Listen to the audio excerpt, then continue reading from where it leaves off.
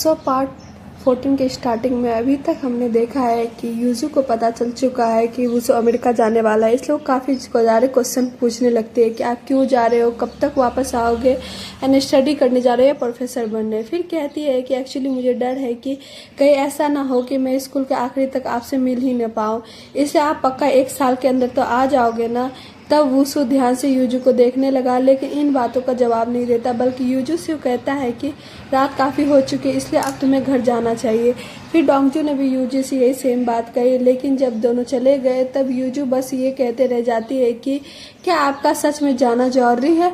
फिर घर आकर इन्हीं सब बातों को ध्यान से सोचने लगी। फिर काफ़ी ज़्यादा परेशान होती जा रही थी, इसलिए कहती है कि क्या वो नादुरी सच में वुसो सर की गर्लफ्रेंड है जो वुसो सर जाने का सोच रहे हैं, एंड क्या सर सच में चले जाएंगे। वैसे हाँ, मैं मानती हूँ कि वुसो सर भी इंसान है और उन्हें भी प्यार हो सकता है, लेकिन अगर वो जाने वाले थे तो हम सबको इस बारे में कब बताते, और कुछ बताते भी या नहीं, यानी कहीं वो हमें बिना बताए तो नहीं जाने वाले थे, क्योंकि हम सब सिर्फ उनके स्टूडेंट तो हैं। तभी सीन कट होता है, हमें नेक्स्ट डे दिखाया जाता है जहाँ वुसो क्लास में आया और कहता है कि क्या जिया आज भी स्कूल नहीं आई है। तब यूजू शांत बैठी रही। वुसो ने सभी को पढ़ाया और जब वो चला गया तब यूजू की फ्रेंड कहने लगती है कि जिया आज भी भला क्यों स्कूल नहीं आई, अब तुम्हारे पक्का इसके वजह से पॉइंट्स माइनस हो जाएंगे। लेकिन यूजू बस यही कहती गई कि पता नहीं जिया आई क्यों नहीं, यानी वो ठीक है भी या नहीं। फिर जिया के हाथ में लगे चोट के निशान को याद करने लग जाती है, जिस वजह से यूजू जिया के काफ़ी ज़्यादा फिक्र हो रही है। इसलिए नेक्स्ट सीन में हम देखते हैं कि यूजू जिया की फिक्र में जिया से मिलने उसके ऑर्फनेज में आई। जब वो जिया के बारे में पूछती है ये बताकर कि जिया आजकल स्कूल क्यों नहीं आ रही है, उससे मिलना चाहती हूँ, तब ऑर्फनेज की लेडी ने बताया कि जिया अभी यहाँ नहीं है, वो अपने पार्ट टाइम जॉब पर गई है। यूजू पार्ट टाइम जॉब का एड्रेस पूछती है, जो कि उन्होंने बताया कि ऐसे से एक जगह जहाँ पर बर्गर रेस्टोरेंट होगा, तब जिया तुम्हें वहीं मिल जाएगी। ये सुनकर यूजू उन लेडी को थैंक्स कहने लगी, लेकिन वो लेडी भी यूजू को थैंक्स कहती है जिया की फिक्र करने के लिए। फिर जब जैसे यूजू जाने के लिए मुड़ी तो पता चला कि वुसो भी वहाँ आया हुआ था, जिसने सब सुन लिया था। यूजू हैरानी से वुसो के पास आती है और बताती है कि जिया यहाँ नहीं है, बल्कि अपने पार्ट टाइम जॉब पर गई हुई है। वुसो पूछता है कि पर तुमको जिया का एड्रेस कैसे पता चला। तब यूजू बताती कि मैंने उसे एक बार लिखते हुए देखा था। वुसो यूजू से यहाँ से जाने को कहता है, तुम घर चली जाओ क्योंकि मैं जिया से बात कर लूँगा। लेकिन यूजू साफ मना कर देती है कि नहीं, मैं कहीं नहीं जाऊंगी क्योंकि मुझे भी जिया की फिक्र है, और वैसे भी मैं अपने और पॉइंट्स माइनस नहीं कराना चाहती हूँ। फिर तभी यहाँ से जाने लगी। तब वुसो भी यूजू के पीछे पीछे आता है। अब हम देखते हैं कि जब ये दोनों बर्गर रेस्टोरेंट पहुँचे तो यहाँ आकर इन दोनों को पता चला जिया को तो जॉब छोड़े हुए पूरे 3 वीक्स हो चुके हैं। जो सुनकर ये दोनों पूरी तरह शॉक रह गए, अगर जिया यहाँ नहीं है तो कहाँ है। लेकिन उस पर्सन को इस बारे में कुछ पता नहीं था, इसलिए वुसो यूजू से बाहर आकर कहता है कि हम दोनों अलग अलग जाकर जिया को ढूंढेंगे, और फिर दोनों ऐसा ही करने लग जाते हैं, यानी जिया को सब जगह सर्च करने लगे।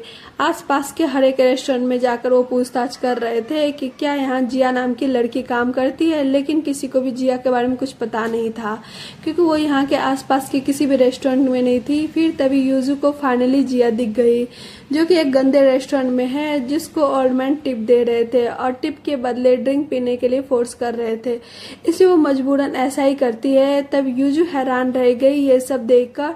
फिर तभी जिया को अपने साथ यहाँ से ले जाने लगी, ये कहते हुए कि तुम ऐसे गंदी जगह काम नहीं कर सकती हो। जिया गुस्सा हो करती है कि आखिर तुम्हारी प्रॉब्लम क्या है। तब यूजू बोलती है, क्या तुम पागल हो जो उस पागल आदमी के कहने पर ड्रिंक कर रही थी, जबकि तुम एक स्टूडेंट हो और ऐसा नहीं कर सकती हो। तब जिया बोली कि वो लोग मुझे पैसे देते हैं, इसलिए मुझे पैसों के खातिर ये सब करना पड़ता। अगर तुम मेरी जगह होते तो क्या तुम पैसों के लिए ये सब नहीं करती। यूजू जिया को जवाब दे ही रही होती है कि तभी 2 गैंगस्टर यहाँ आ जाते हैं, जो कि पैसा वसूल का काम करते हैं, यानी इनसे जिया ने कुछ पैसे उधार ले रखे हैं, इसे यहाँ रोज आकर जिया को परेशान करते हैं। जिया बोली कि मुझे भी सैलरी नहीं मिली है। तो वो चिढ़ गए कि तू रोज ऐसे ही बोलते, आखिर कब हमें हमारे पैसे वापस करेगी। जिया कसम खाने लगी, सच में मेरे पास पैसे नहीं है। तब वो आदमी कहता है कि अगर पैसे नहीं है तो जाकर कमाना, क्योंकि शहर में सुंदर और जवान लड़कियों की बहुत डिमांड है। तुझे तो जगह जगह बढ़िया जॉब मिल जाएगी, अगर तुझे नहीं मिल रही तो मुझे बता, मैं तुझे किसी डांस बार या उससे अच्छी बुरी जगह काम दिला दूंगा जहाँ तुझे डबल रकम मिलेगी। यूजू हैरान होती है ये सब सुनकर और उन दोनों आदमी को जिया से दूर रहने का बोलती है। तब वो दोनों हंसने लगे कि अब भला तू कौन है, तू उसकी दोस्त है क्या जो इसकी इतनी फिक्र कर रही है, जबकि हम तेरे दोस्त को खाएंगे थोड़ी। यानी माना दिखते हम डेंजरस होंगे, लेकिन हम भी शरीफ लोग हैं। और ऐसा करना कि तू अपने दोस्त के बदले हमें पैसे दे दे।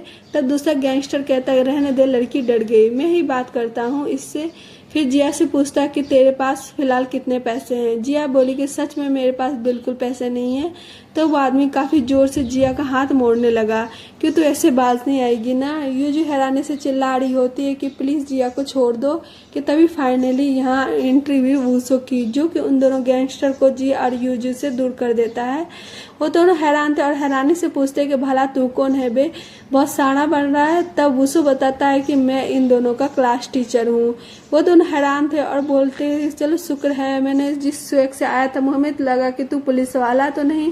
फिर दूसरा वाला गैंगस्टर बोला अच्छा तू मास्टर है इन दोनों का, तो सुनना अगर तू आ गया है तो कि तू ना इस लड़की के बदले हमें पैसे दे दे। यूजू जिया का हाथ दिखाते हुए बताने लगते हैं कि जिया को ये चोट इन्हीं लोगों ने दी है। तब वूसो ये सब देखकर काफी ज्यादा गुस्से में आ गया, लेकिन वो गैंगस्टर चिल होकर बोला कि हमारे धंधे में ऐसा तो होता रहता है। बस सर जी आप बताना कि क्या आप दोगे हमें अपने स्टूडेंट के बदले पैसे। यानी आपकी स्टूडेंट हमसे उधार लेकर बैठी हुई है, अभी तक पैसे वापस नहीं कर रही है। क्या आजकल स्कूल वाले बच्चे ये नहीं पढ़ा रहे हैं कि अगर किसी से पैसे ले तो वापस भी करने होते हैं। वूसो पूछता आखिर कितने पैसे लिए हैं जिया ने तुम दोनों से। तब पहले वाला गैंगस्टर बोलता है कि देख ले इसने मुझसे 5 लाख युआन लिए हैं, अफसोस समेत वो 20 लाख युआन हो चुके हैं, इसलिए अब हमें पूरे 20 लाख युआन वापस चाहिए। वूसो हैरानी से कहता है कि क्या बस इतने ही पैसे वापस चाहिए। तो ये सुनकर बस जोर जोर से हंसने लग जाते हैं और कहते हैं कि I like your attitude master ji. जबकि जिया वूसो को आवाज देकर रोकने की कोशिश कर रही होती है। वहीं ये गैंगस्टर ये कहते जा रहे थे कि बंदा है। फिर वूसो को स्कैनर देते हैं कि यहाँ पैसे डाल दे। तब वूसो ने एक ही सेकंड में ऐसा कर दिया। तब वो दोनों और भी ज्यादा सरप्राइज रह गए, जबकि जिया परेशान होती जा रही थी कि वूसो उसके लिए इतना क्यों कर रहा है। तभी वूसो इन दोनों की वीडियो रिकॉर्डिंग करता है, जिसमें ये दोनों एक्सेप्ट करते हैं कि हाँ 10 बार के दिन हमें जिया ने पैसे वापस कर दिए हैं, इसलिए अब हमें पैसा परेशान नहीं करेंगे, ना ही कभी उसे मिलने आएंगे। वूसो बोला कि तुम दोनों जिया का अभी नंबर भी डिलीट करो। तभी ये दोनों ये सही करते और दिखाते हुए कि देखो हमने नंबर डिलीट कर दिया है, अब तो तुम खुश हो ना। फिर दोनों वूसो की तारीफ भी करने लगते हैं कि सर जी आपसे मिलकर हमें काफी मजा आया, काश हम दोनों का भी कोई ऐसा टीचर होता जो हम पर पैसे उड़ाता। फिर दोनों वूसो का कार्ड भी देते हैं कि अगर कभी पैसे की जरूरत पड़े तो हमसे कांटेक्ट कर लेना। फिर बाय कर यहाँ से चले गए। जिनके जाते ही वूसो उस कार्ड को मोड़कर फेंक देता है। तो वहीं जिया वूसो को थैंक्स और सॉरी कहने लग जाती है, जबकि यूजू का ध्यान गैंगस्टर के कार्ड पर होता है, इसलिए वो उसे डस्टबिन में देख रही थी। फिर जिया वूसो से प्रॉमिस करती है कि मैं जल्दी आपको आपके पैसे वापस कर दूंगी, भले ही थोड़ा टाइम लग सकता है लेकिन मैं पक्का आपके पैसे वापस कर दूंगी। बट वूसो बोला कि जरूरत नहीं है, बस रोज स्कूल आओ और पढ़ाई करो यही काफी है। पर अगर तुम कुछ करना चाहते तो फ्यूचर में इसी तरह किसी स्टूडेंट की हेल्प करवा देना। जिस बात के लिए जिया मान गई। फिर अब हम देखते हैं कि जब ये तीनों साथ में जा रहे थे तो यूजू पूछती है कि तुमने पुलिस में ये सब की कंप्लेन क्यों नहीं की थी। जिया बताती है कि इसलिए क्योंकि एक और ऑर्फनेज की लड़की के साथ सेम ऐसा ही हुआ था, जिससे जब पुलिस से कंप्लेन की थी तो पुलिस उल्टा उसी लड़की को परेशान करने लगी थी और ऑर्फनेज की भी काफी बदनामी हुई थी। वेल जिया का ऑर्फनेज आ गया, जहाँ अंदर जाने से पहले वो वूसो को फिर से थैंक्स कहती है और यूजू को भी थैंक्स करती है, कहती कि ध्यान से घर जाना। जो सुनकर यूजू खुश हो गई। जिया यहाँ से चले गई। जिसके जाने के बाद ये दोनों घर जा रहे थे तो यूजू वूसो की तारीफ करती है कि आप बहुत ही अच्छे हो, वरना कभी कोई टीचर इस तरह मत अपने स्टूडेंट की हेल्प नहीं करता। तो वूसो कहता है कि तुम भी तो एक अच्छी हो, तुमने जिया की फिक्र करी, इसलिए मुझे नाज है तुम पर। यूजू खुश हो गई ये सब सुनकर। फिर पूछती है क्या आप सच में अमेरिका जाने वाले हो। तब वूसो कहता है कि हो सकता है, लेकिन फिलहाल मेरा मोटिव इस साल तुम सब बच्चों को अच्छे से पढ़ाने का है। फिर ये दोनों यहाँ से चले जाते हैं। वेल वूसो अपने घर आया और ऐसा लग रहा था कि जैसे वो किसी बात को लेकर सोच कर काफी परेशान है, इसलिए काफी ज्यादा स्ट्रेस में नजर आ रहा था। वेल अब नेक्स्ट डे हम देखते हैं कि यूजू जब क्लास में आए तो पता चला कि आज पहली बार जिया टाइम से स्कूल आई है, इसलिए ये देखकर यूजू काफी ज्यादा खुश हो जाती है एंड जिया भी खुश हो रही थी। फिर तभी फुल एनर्जी के साथ यहाँ एंट्री हुई जैन की, जो कि अपनी ट्रिप पर से वापस आ चुकी है। वो सभी को बताती है कि मैं सभी के लिए काफी सारे प्रेजेंट्स लाई हूँ, इसलिए देखकर सभी गर्ल्स खुश हो जाती हैं। फिर जेनी ने सभी को प्रेजेंट देने शुरू कर दिए एंड सबको कुकीज भी दे रही थी, जो कि वो किसी फेमस रेस्टोरेंट काफी लंबी लाइन में लगकर आई थी। उसने जैसे ही जब जिया को कुकीज दी तो जिया ने थैंक्स किया, जो कि जेनी के लिए अनएक्सपेक्टेड था, क्योंकि पहले जिया बिल्कुल बात नहीं करती थी। तो थैंक्स की दूर की बात थी, जिससे जेनी काफी ज्यादा खुश हो गए। यूजू की फ्रेंड जेनी से कहती है कि यार तुम तो बहुत ही घूम ली। तब जेनी बताती है कि हाँ, मैंने कोरिया की सभी अच्छे अच्छे चीजें और प्लेसेस देख लिए हैं, इसमें काफी ज्यादा खुश हूँ। और वो जी भर भर कर स्टोरीज लगा रही थी। तब सब कहते हैं कि हाँ, तुम बहुत सारी स्टोरी लगा रही थी। तभी इस बीच जेनी नोटिस करती है गोया शांत बैठी है, इसलिए गोया से पूछती है कि क्या हुआ, लेकिन गोया कोई जवाब नहीं देती। एंड बाकी सब जेनी को शांत करने का इशारा करते हैं। बट यूजू यहाँ पर एक चीज नोटिस करती है, गोया की कलाई में दर्द हो रहा है, जो देखकर यूजू को अच्छा नहीं लग रहा था। वेल वुसु क्लास में पढ़ाने आया, जिससे जेनी हेलो करती है, तो वुसु से उसके ट्रिप के बारे में पूछने लगा। एंड वो ये भी नोटिस करता है कि आज जिया टाइम से स्कूल आई है। वेल अब हम दिखा गया कि पीटी क्लास में यूजू सबको बॉल बास्केट में डालना सिखा रहा है, जिससे सब गर्ल्स अच्छे से सीख रहे थे। एंड हासू तो अच्छे से बॉल को बास्केट में भी डाल देते, इसलिए सब गर्ल्स उससे इम्प्रेस थी। ये तो हर चीज में परफेक्ट है। फिर बाकी सब भी अपनी अपनी प्रैक्टिस करने लग जाते, लेकिन कुछ बिल्कुल भी बॉल नहीं डाल पा रही होती है। फिर जब गोया का नंबर आया और उससे गिजोन ने कहा कि दूसरे हाथ से बॉल फेंकने की कोशिश करो, जबकि गोया की कलाई में काफी तकलीफ हो रही थी। इस यूजू गिजोन को सच बताती है कि बचपन से कभी कभी गोया की कलाई में दर्द होता है। तब गिजोन कहता है कि अच्छा ऐसा तो फिर रहने दो, बट गोया कहती है कि नहीं मैं कर लूंगी। फिर बॉल फेंकती है, लेकिन वो बास्केट में नहीं जाती। फिर वो चुपचाप यहाँ से जाने लगी। एंड गोया ने अभी तक भी यूजू से कोई बात नहीं की, इसलिए जेनी यूजू से पूछे आखिर तुम्हारी और गोया की किस बात पर लड़ाई हुई है।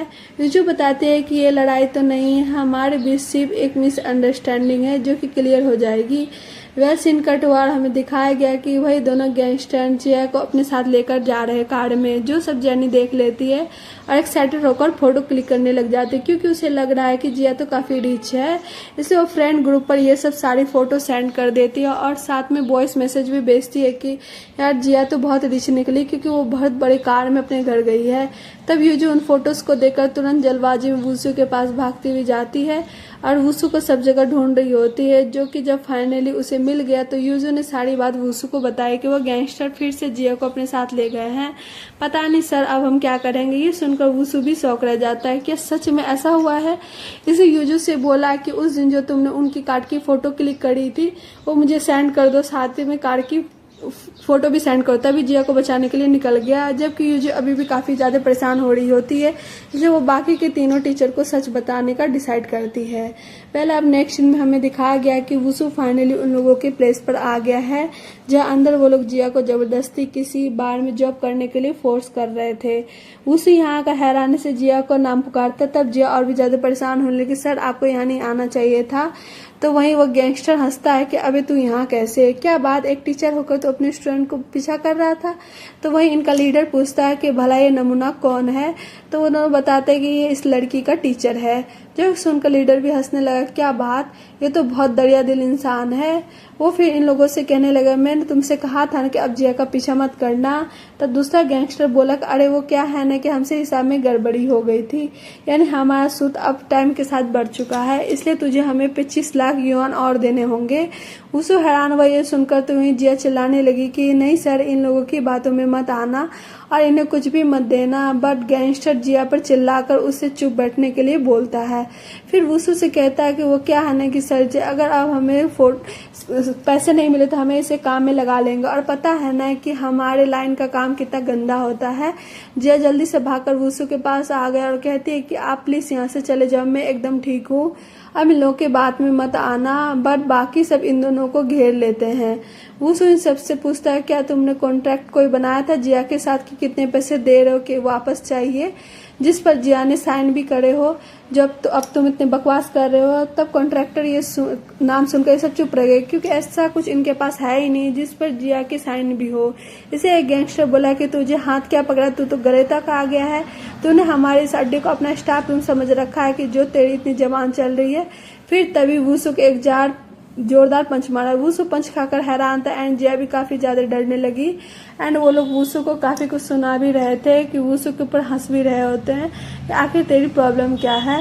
तब वुसो बोला लगता है कि तुम लोगों को अब मुझे असली रूप दिखाना होगा। फिर फाइट के पोजीशन में खड़ा हो गया इन सभी की धुलाई करने के लिए। वहीं बाकी के तीनों टीचर्स यूजू के साथ यहाँ आ रहे होते हैं और फिर जब फाइनली यहाँ पहुंचे ये सब यूजू से बाहर ही रुकने को बोलते हैं एंड काफ़ी गुस्से में भी नज़र आ रहे होते हैं, लेकिन यूजू मानती नहीं है, वो बस काफ़ी ज़्यादा डरती जा रही थी। फिर तभी फुल स्वैग के साथ इन तीनों की एंट्री हुई, जो कि सभी गैंगस्टर की चटनी बनाने आए थे, जिनके पीछे पीछे यूजू भी यहाँ आ जाती है। वही हमें वुसो घायल हालत में पड़ा हुआ दिखाया जाता है, जबकि ये सब मजे से नूडल्स खा रहे थे। वुसो बेचारे को काफ़ी बुरी तरह मारकर जब ये तीनों यहाँ आते हैं और वुसो को ऐसी हालत में देखते हैं जिस बेचारे से हिला तक नहीं जा रहा था, काफ़ी नाजुक कंडीशन थी, उसका सारा स्वैग धुल चुका था। इसे यूजू भागकर वुसो के पास गई और काफ़ी ज़्यादा परेशान होने लगी, यहाँ तक कि रोने भी लग जाती कि आप ठीक हो। तब इन दोनों को भी अपने दोस्त पर की ऐसी हालत देखकर बहुत ज़्यादा गुस्सा आ जाता है। लीडर पूछने लगे भला ये चिकने कौन है, यानी आज हमारी इस झोपड़ी में इतनी रौनक कहाँ से आ गई। तब बाकी सब हंसने लग जाते हैं कि ये भी अब जरूर अपनी चटनी बनवाने आए होंगे। गिजोंग लीडर से बोला क्या वो तू है जिसने हमारे दोस्त की ऐसी हालत करी है। तब बाकी सब और भी जोर जोर से हंसने लगे, जरा देखो इसके एटीट्यूड को तो। जबकि ये तीनों बहुत सीरियस नजर आ रहे होते हैं, जिन्हें अब हर हाल में वुसो के मार का बदला चाहिए। बस फिर इसी सीन के साथ ये पार्ट यहीं पर खत्म होता है।